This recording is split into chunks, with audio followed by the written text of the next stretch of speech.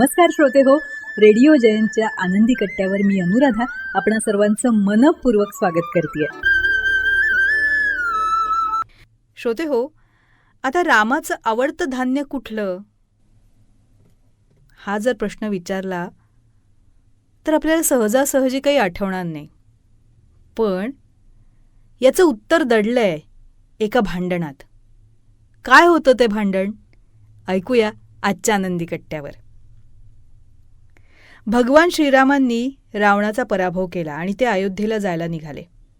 वाटेत गौतम ऋषींचा आश्रम लागला. त्यामुळे राम, लक्ष्मण आणि सीतामाई त्यांना भेटायला गेले. गौतम ऋषींनी त्यांचं प्रेमानं स्वागत केलं. आता राम विजयी होऊन आला होता म्हणून गौतम ऋषींनी खास मेजवानीचं आयोजन केलं होतं. जेवणात प्रत्येक धान्यापासून बनवलेला एका पदार्थाचा समावेश होता. जेवताना गौतम ऋषी रामाला प्रत्येक धान्याची माहिती देत होते, त्याचे गुणदोष सांगत होते आणि शेवटी ते म्हणाले, या सगळ्या धान्यांमध्ये नाचणी सर्वात श्रेष्ठ आहे.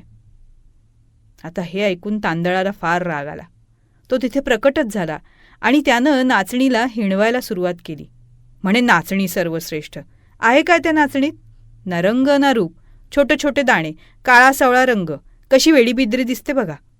मी कसा हंसासारखा पांढरा शुभ्र आहे, मला तर फुलासारखा सुगंध आहे आणि म्हणूनच लग्नात मंगल कार्यात अक्षदा म्हणून मिरवण्याचा मान आहे माझाच आहे.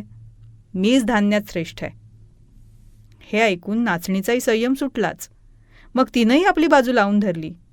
मी नसेन दिसण्यात सुंदर, पण गरीब असो वा श्रीमंत, मी भेदभाव नाही करत, सगळ्यांचं पोट भरते. शब्दानं शब्द वाढत गेला आणि शेवटी या दोघांमध्ये श्रेष्ठ कोण हे ठरवण्याची जबाबदारी श्रीरामांवर येऊन पडली. राम म्हणाले की मी गेली 14 वर्षांपासून घरापासून लांब आहे. मला घरी जायची ओढ लागली आहे. तेव्हा मी आधी अयोध्येला जातो. तिथे जाऊन मी 6 महिन्यांनी परत येईन आणि मग माझा निर्णय देईन. तोपर्यंत तांदूळ आणि नाचणी या दोघांनाही 6 महिने तुरुंगात डांबून ठेवण्यात यावं.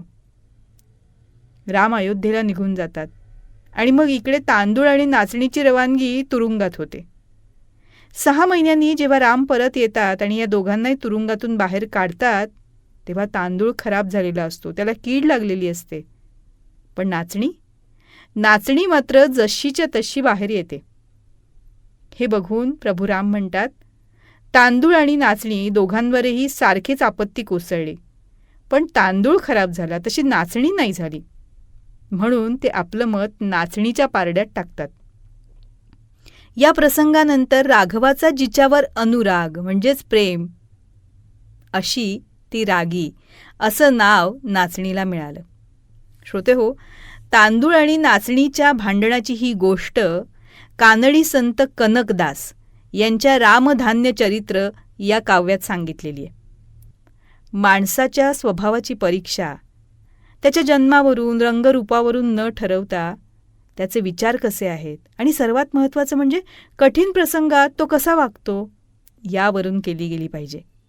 हेच आपल्याला या छोट्याशा पण मोठा बोध देणाऱ्या गोष्टीतून कळतं, हो ना? तेव्हा श्रोते हो, हा होता आनंदी कट्ट्यावरचा आजचा सुंदर विचार. तुम्हाला तो कसा वाटला याविषयीची तुमची कमेंट बॉक्समध्ये नक्की लिहा.